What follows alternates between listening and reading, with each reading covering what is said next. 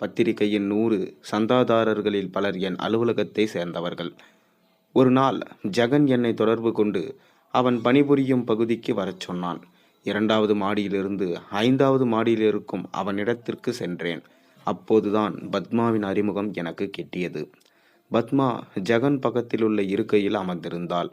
கையில் என் கதை பிரசுரமான சிறு பத்திரிகை. சம்பிரதாய வணக்கத்துடன் அறிமுகம் முடிந்தது. நான் ஜெகனுடன் பேசிக்கொண்டிருந்தேன். பத்மாவை பார்த்த திகைப்பு என் மனதிலிருந்து மறையவே இல்லை என்பதை ஜெகன் உணர்ந்திருக்கலாம். எங்கள் பேச்சின் நடுவில், உங்க செருப்பு நன்றாய் இருக்கிறது என்றாள் பத்மா எதிர்பாராத விதமாக. நான் திகைத்து போய் என் செருப்பை பார்த்தேன்.